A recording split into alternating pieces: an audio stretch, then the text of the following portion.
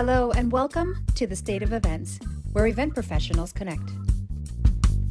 What's up, industry friends? As always, thank you so much for joining the State of Events. My name is Sonia Alcazar-Collier, your host. This month we are discussing resilience, how to come back after a setback. In this series, we will hear from 3 different professionals from various walks of life. Tara Armstrong, founder of She Shifts Culture, is a speaker and life coach that uses practical teachings that implement growth and breakthrough. Her spunky, upbeat personality, paired with her visual aids, make her teachings exciting and easy to grasp. Tara is an expert in speaking on topics such as behaviors, identity, purpose, and taking her audience through sessions of inner healing. Tara has the gift of empowering people and putting tools in their hands to achieve their goals. Hey, Tara. Hey, Sonia. Thank you so much for having me. What an awesome thing that you're doing for so many people out there. I know they're benefiting from it. So thank you for having me on the show. Absolutely. Thank you for coming. I know that, everyone's inundated with Zooms, but I think it's really important for some of our listeners to hear about life coaching and some of the inner healing work that you do. So can you tell us a little bit about what your brand is, who you are? Give us all the lowdown. Yeah, I work with people from all backgrounds, from celebrities, entrepreneurs, stay-at-home moms, who have personal goals and business goals alike. My coaching style is very unique in that I intertwine coaching with inner healing techniques.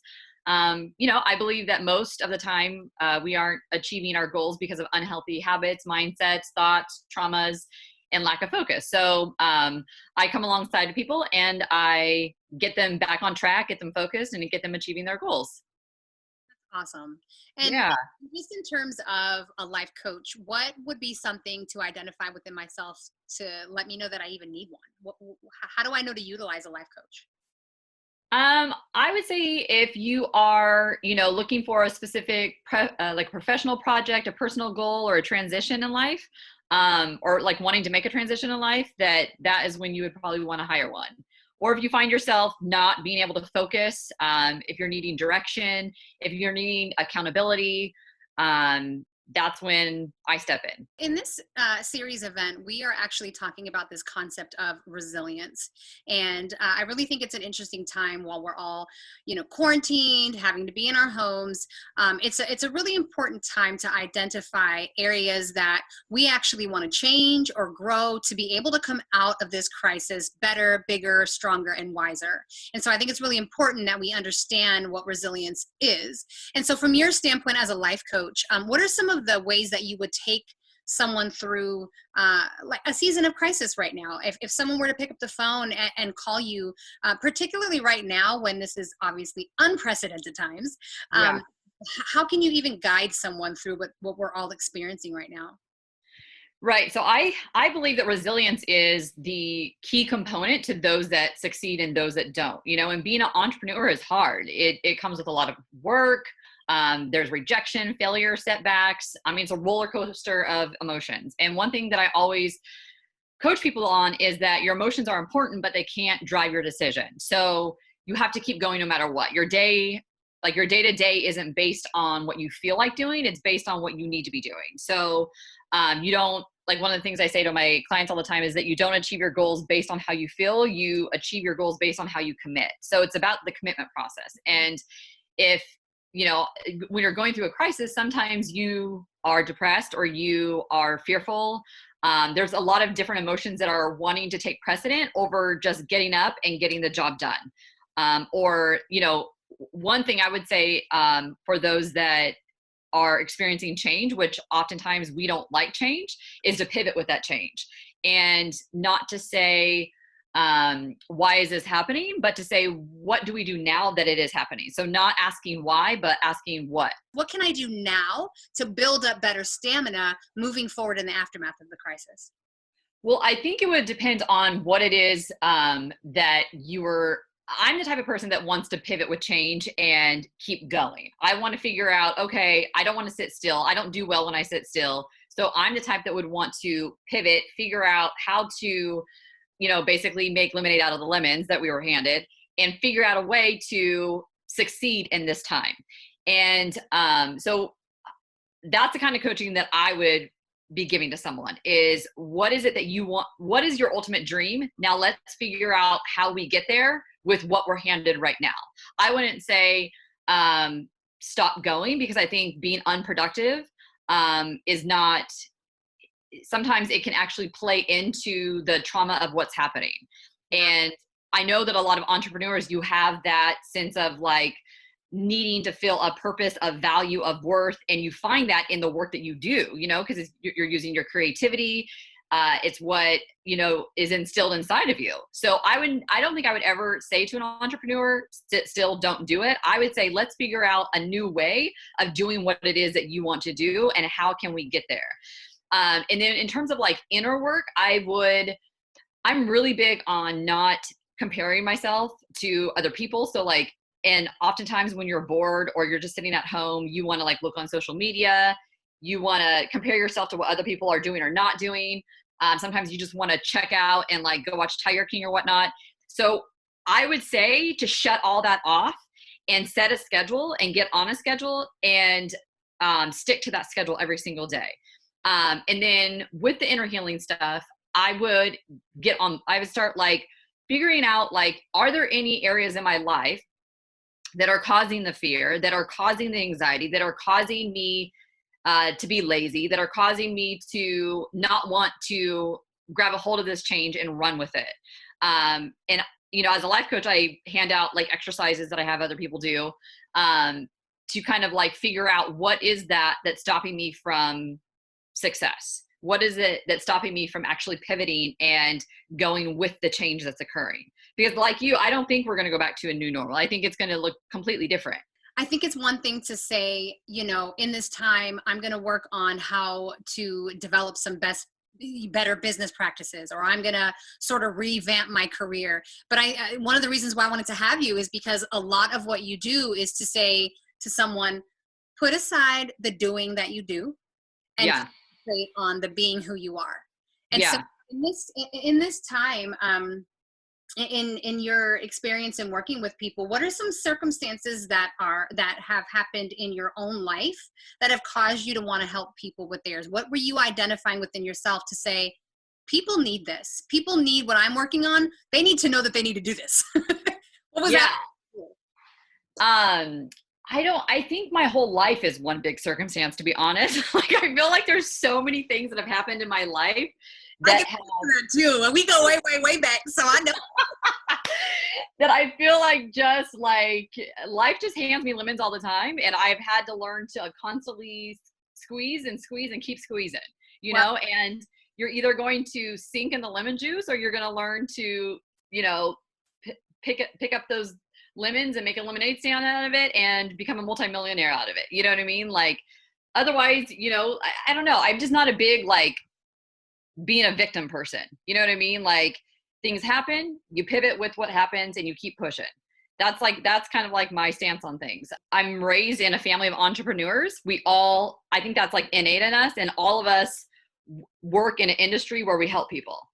All my siblings, my whole family. So I think between that and just, you know, dealing with the circumstances that have come to me my whole life, I just have 1 million amazing tools, Sonia. Sounds like a book. 1 million amazing tools from a life coach. To get you where you need to go. Yeah. I mean, yeah.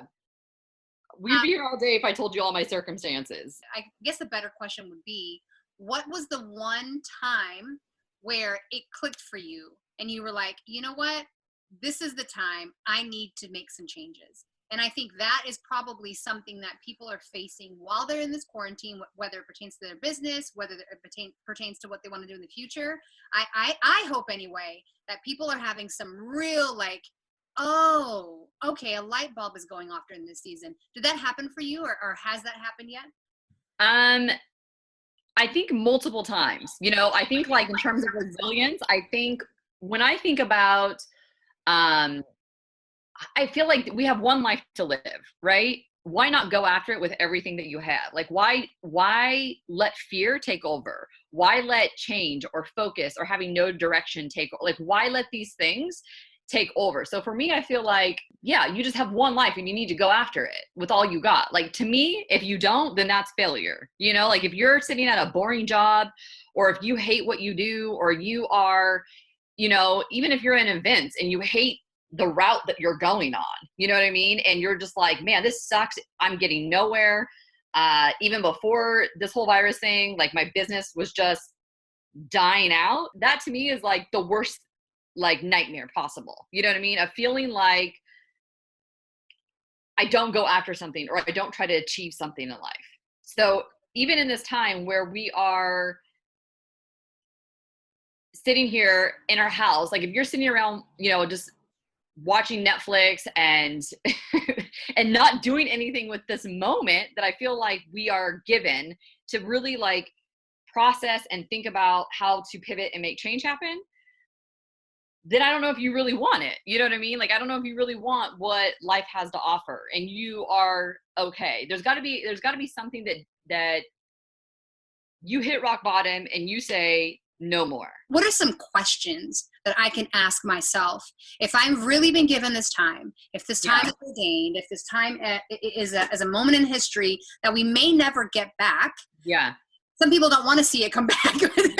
But if this is an actual opportune time, what are some 3 things that I can do, or some thoughts that I can be some questions I can be asking myself that set me up to actually really grasp this time and use it to my advantage and benefit?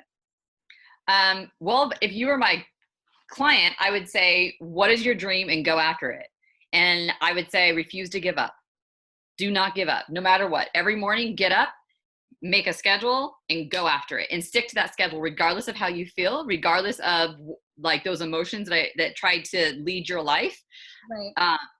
I would say, make a schedule every week, and stick to that schedule. That is number one, because so many people, one, don't go after things because they're fearful. They have no focus and no direction, but they're afraid because you're oftentimes afraid because you don't have direction and because you don't have focus, right? So you're like, I don't know which way to go. Then you just kind of start to shut down. But if you have direction, a clear direction, and one that makes sense, that's not overwhelming, focus, I feel like fear kind of dissipates sometimes when that happens. And I think just refusing to give up, not letting anything get in your way, making a schedule and sticking to that schedule. Probably those 3 things. And to that, hire a life coach. You know what I mean? That's step 1. Step 1, hire a life coach. If you're struggling with being resilient, get a good coach. You know what I mean? And because they will keep you going. They'll hold you accountable. They'll help you maneuver through those hard moments where you don't really see, you know, like if you start to fail in one area, they'll help you pivot and allow change to happen. Right. Can you give me some examples in what you've seen, in whether it be clients or even in some of the conferences that you produce? Can you tell me some of the pitfalls that people experience after tragedy? What are some things that people constantly do after tragedy? You know, is it, and just kind of give context, you know, so I had a tragic moment and now I just want to isolate. I had a tragic moment, right, and I now don't want to seek inner healing. I had a tragic moment, and you know what? That dream that I had, might as well put it to rest because a tragedy hit. What are some of those kinds of pitfalls that people tend to always do once crisis hits? Well, I think it's isolation and depression. It's probably the 2 most biggest ones that I see. They want to just give up. They want to give up and not pivot. I know I keep saying that, but like, honestly, I mean, especially if you built your business from the ground up and all of a sudden it's just taken away from you and you are out of control. And that's one of the hardest things as humans, is to feel out of control, right? So when you feel out of control, then you start to retreat and you get depressed because there's nothing you can fix. Right now, there's like, you feel like you can't fix something, but that's a lie. You can fix things. You can work on, like we're talking about, the inner part of you. You can figure out a way to take your business and make it look like something different in this time.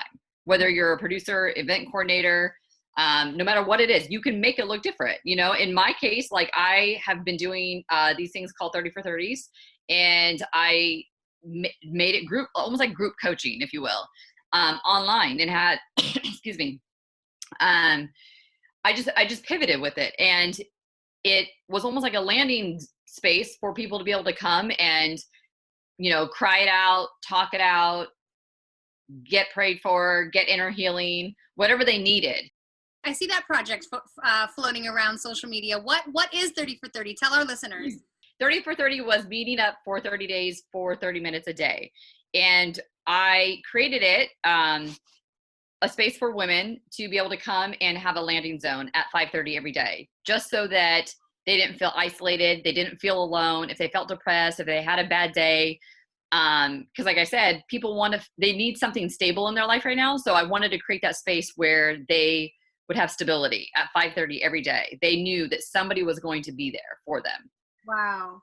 So they just joined the Zoom call, and there were just a group of people there waiting for them. Yeah, exactly. Yep. Awesome. Now,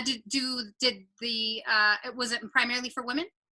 It was all for women. Yeah. Okay. And did they all know each other, or? No, actually they didn't. And I even met a lot of people, because once people started getting on, then more people got on, then more people, and then people invite their friends. And yeah, it was really awesome, because it was, all the way from Canada to Florida. I live in Hollywood. So it's like, it was really cool having people from all over the United States coming together just to bond, to connect. You know what I mean?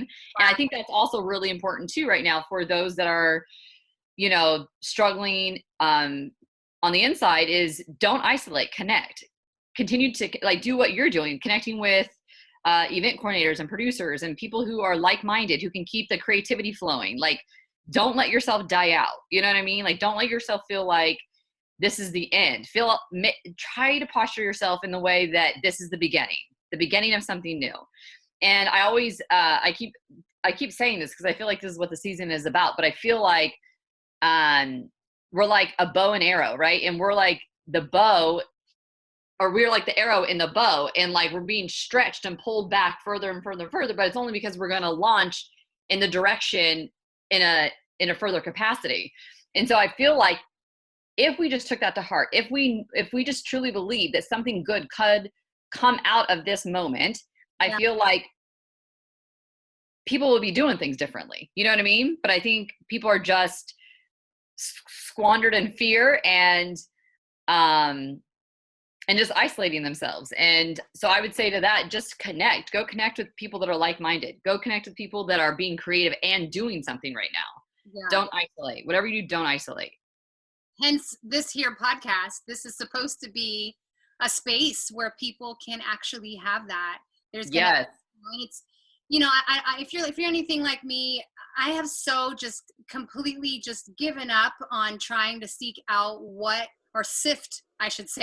sift through the news of what's true, what's not. Oh no, girl. What's gonna happen? When are we gonna, when is the stay-at-home order gonna lift? Now they moved it back, then they moved it up, which they're within confusion like that. My go-to is, you know what?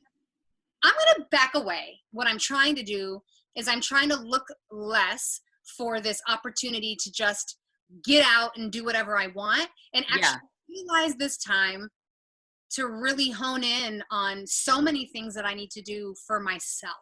Yeah. Not for my company, not for my business, not for my clients, but what does Sonia need to do for herself in the time?